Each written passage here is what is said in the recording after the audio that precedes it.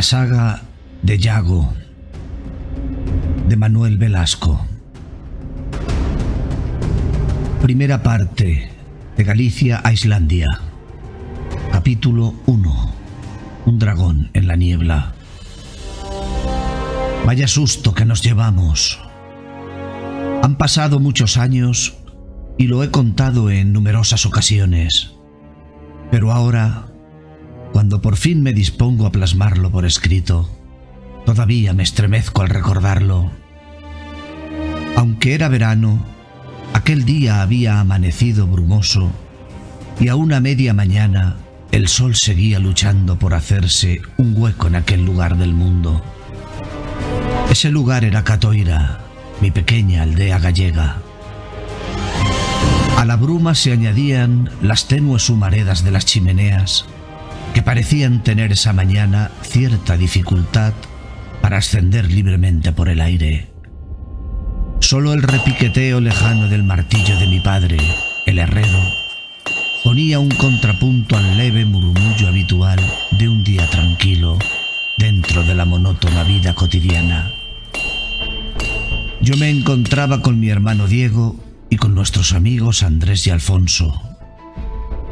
Nos habíamos alejado del pueblo para ir a donde solíamos bañarnos y habíamos iniciado dentro del agua uno de nuestros juegos habituales en el que luchábamos imaginariamente contra alguno de aquellos temibles dragones que poblaban las viejas historias que nos contaban los mayores en torno a la lumbre. Pero lo que no podíamos esperar era que justo aquella mañana nos encontrásemos a uno de ellos surgiendo fantasmagóricamente por entre las brumas. Y lo vimos, vaya si lo vimos. Pero este dragón no echaba fuego por la boca, ni volaba por los aires. Solo se deslizaba ágilmente sobre las tranquilas aguas de la ría. Paralizados por el terror, tardamos unos instantes en darnos cuenta de que realmente era un barco con una terrible cabeza de dragón en la proa. Pero de igual modo, nosotros también fuimos vistos, y una flecha, en un recorrido veloz y perfecto, hizo blanco en el pecho de Andrés, que se hundió tras un estertor apenas audible. Ese fue el resorte que logró movernos a los otros tres. Nos sumergimos completamente mientras otras flechas silbaban por encima o traspasaban limpiamente el agua a nuestro alrededor. También escuchamos unos alaridos que bien podrían proceder del mismísimo infierno. Aguantamos la respiración como pudimos hasta que no hubo más remedio que asomar la cabeza. El barco seguía su curso, quedando su imagen desdibujada según se alejaba de nosotros. A pesar de que ya estábamos fuera del alcance de las flechas e incluso de la visibilidad de quienes las disparasen, cuando salíamos del agua nos aplastábamos todo lo posible contra el suelo y el miedo no nos permitió movernos, salvo los temblores descontrolados por un tiempo que se me hace difícil precisar. Y cuando al fin pudimos articular palabra, fue un tropel nervioso de balbuceos lo que salió de nuestras bocas, aunque todos nos comprendimos perfectamente. Aquellos eran los piratas del norte, aquellos seres terribles de los que habíamos oído hablar a los mayores. Teníamos que escapar antes de que nos matasen o nos llevasen como esclavos. No era la primera vez que ocurría en nuestra tierra. De hecho, todos teníamos familiares más o menos lejanos que en el pasado habían muerto a manos de esa gente. Y eso por no mencionar a las mujeres y niños que habían sido raptados y nunca jamás se volvió a saber de ellos. Desde hacía mucho tiempo, los distintos monjes que habían llegado a la ermita del pueblo invocaban a menudo a Dios con la frase «A furore normannorum liberanos Domine». De la furia de los hombres del norte, libéranos, Señor. Todos pensábamos que esa frase mágica nos protegía de aquella gente que no parecía humana y que habitaba una tierra muy al norte que nadie conocía. Pero esta vez Dios no había escuchado.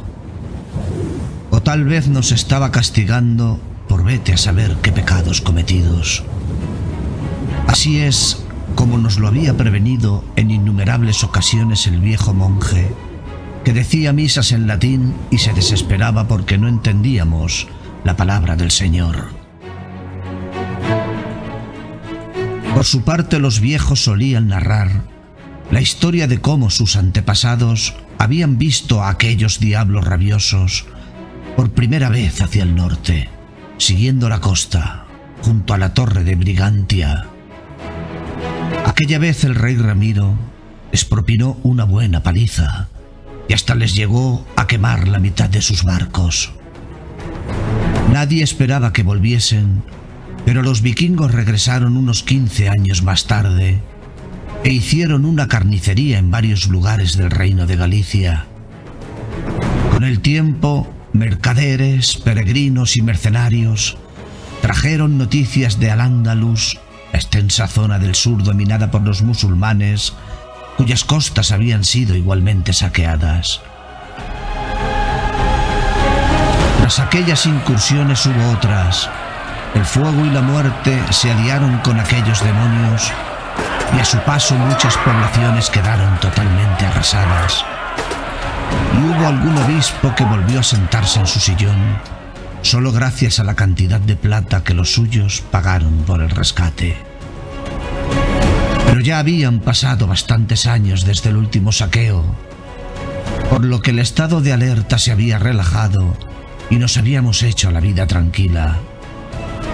Por otro lado, los monjes decían que mientras mantuviésemos la fe en Dios y éste escuchara nuestras oraciones, y para eso era imprescindible no pecar, nada teníamos que temer. Fue el pecado, en toda su extensa gama, de la que no se salvaba nada placentero, lo que en su tiempo abrió las puertas de la perdición y ahora lo volvía a hacer. Es cierto que demasiado sosiego y rutina hacen bajar la guardia y que según he ido aprendiendo con los años, Dios no ayuda a quienes no se ayudan a sí mismos. Incluso algunos jóvenes llegaban a dudar que las historias que contaban los mayores fuesen completamente ciertas. No era mi caso. Incluso podría decir que aquellos nórdicos estrafalarios resultaban mis enemigos favoritos. Claro que una cosa es oír contar historias a los viejos, con su tendencia a fantasear y apropiarse de hechos que nunca vivieron, y otra es encontrarse cara a cara con un enemigo de tal calaña. Sacamos a Andrés del agua y tras cerciorarnos horrorizados de que estaba muerto, agarramos nuestras ropas y empezamos a correr hacia los árboles. Sin duda era lo más razonable que podíamos hacer. Escondernos en ese bosque que nosotros conocíamos bien y que nos protegería hasta que hubiese pasado el peligro. Pero de pronto yo interrumpí mi carrera. Me quedé detenido en seco por un sentimiento tan fuerte como ese otro que antes me había impulsado a salir corriendo. Miré hacia el agua.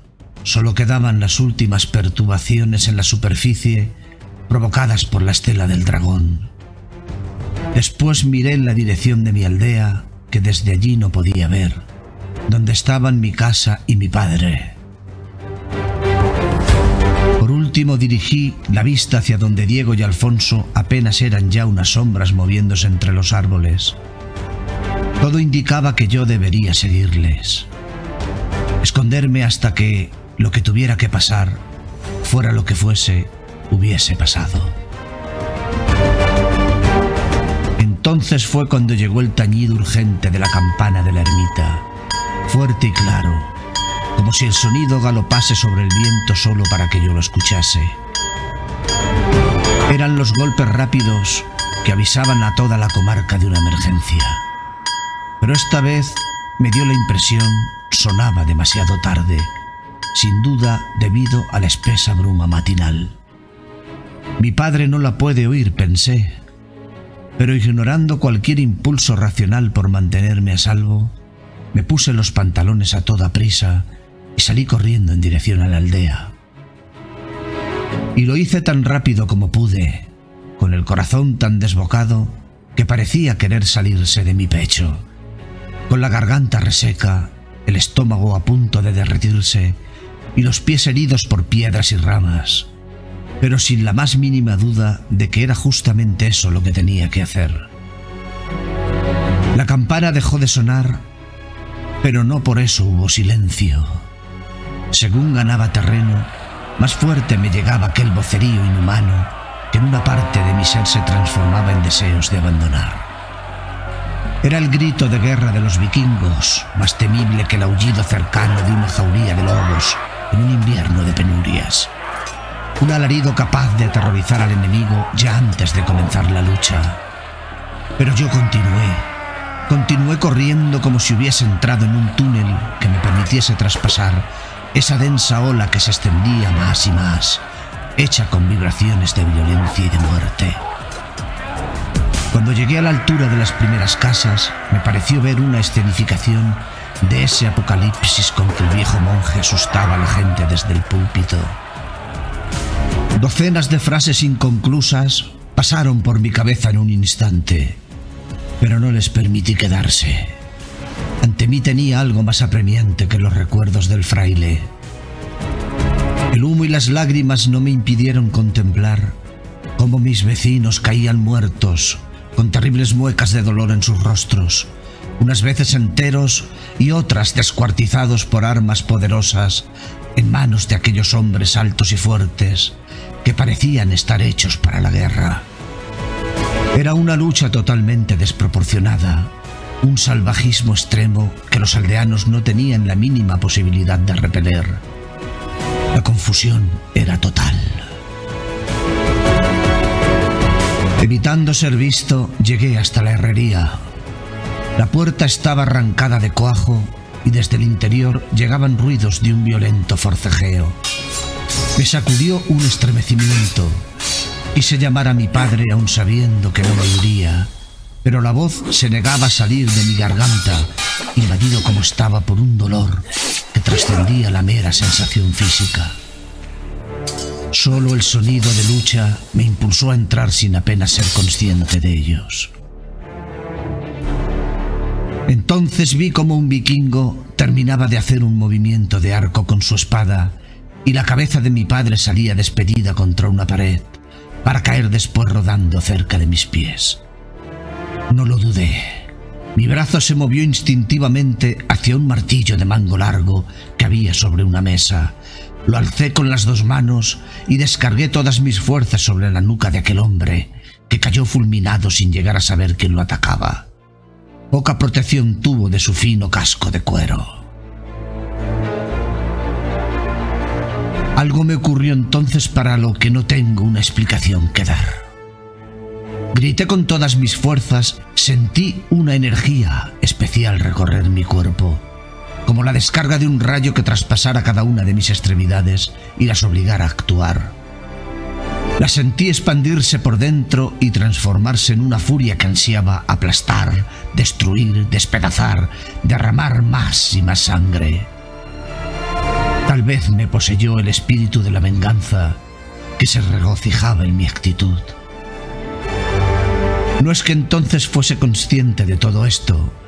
Tal vez ni siquiera ocurriera totalmente como lo cuento, pero ahora me imagino a mí mismo en aquella escena con la cara transformada en una máscara de ira, descargando martillazos contra el cuerpo caído de aquel vikingo, una y otra vez, rompiendo huesos cuyas puntas astilladas sobresalían entre la carne machacada, hasta que mis brazos, agarrotados por la tensión y el cansancio, ya no pudieron levantar más el martillo. Mis piernas se doblaron, obligándome a sentarme en el suelo. Me sujeté las rodillas para intentar controlar el violento temblor que se había apoderado de mí. No sé cuánto tiempo estuve así, pero poco a poco las cosas volvieron a ser como eran. Cuando conseguí recuperar la respiración y serenarme lo suficiente, miré aquel cuerpo destrozado y sentí cierto temor por lo que había sido capaz de hacer. Yo solo era un niño y ya había matado a alguien. También vi que allí había otro vikingo muerto, sin duda obra de mi padre. Mi padre. Su cuerpo descabezado estaba sobre un charco de su propia sangre. Justo entonces volví a sentirme traspasado por esa impetuosa llamarada que surgía desde algún tenebroso y recóndito lugar de mi interior. Era como si aquella violencia presenciada hubiese abierto una puerta que me conectaba con escenas de sangre y fuego de un remoto pasado en las que yo mismo me sentía protagonista. Pero aquello no era un juego, era el mundo real, donde el que moría no se levantaba un instante después para continuar jugando. Así que agarré bien fuerte el martillo ensangrentado y salí afuera dispuesto a todo. La matanza ya había terminado. No había sido difícil acabar con aquellos sencillos pescadores y artesanos. Los vikingos se apresuraban a recoger todo cuanto encontraban valioso, sobre todo las cosas que podían comerse, porque aquella no era una aldea rica. Nada más salir de la herrería, corrí hacia el primer vikingo que vi. Sin pensarlo dos veces intenté asestarle un martillazo, pero él lo esquivó de un salto, sorprendido al ver a aquel sujeto que lo atacaba, y empezó a reírse. Nuevos intentos acabaron de la misma manera, con el martillo encontrando solo aire a su paso.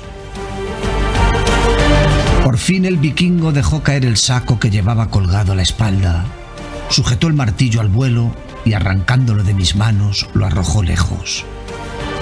Entonces noté que estábamos rodeados por un círculo de vikingos, riendo todos por lo insólito de la escena y gritando comentarios que causaban nuevas risotadas. Solo entonces fui consciente de mi indefensión. Ahora ni siquiera tenía la posibilidad de huir. Observé la gran frialdad, a pesar de su media sonrisa, con que aquel hombre comenzaba a desenvainar su espada. Este es el fin, me dije. El acero refulgió en el aire mientras se alzaba con un movimiento preciso, pero en vez de arrodillarme implorándole misericordia, lo miré desafiante mientras esperaba el golpe final sin aparentar el más mínimo signo de terror, como quien lo ha perdido todo y ya estuviese resignado a entregarse a la muerte, pero sin perder la dignidad. Pero de pronto otro vikingo le detuvo el brazo. «Lo quiero para mí», imaginé que le dijo, intercambiándose ambos una mirada áspera que duró más tiempo de lo que la ocasión requería. El toque de un cuerno llamando desde el barco puso fin a la tensa situación. Minutos después, me encontraba pataleando al aire mientras era subido al dragón, junto a gallinas, vacas, ovejas y cerdos, con la diferencia de que yo seguía vivo.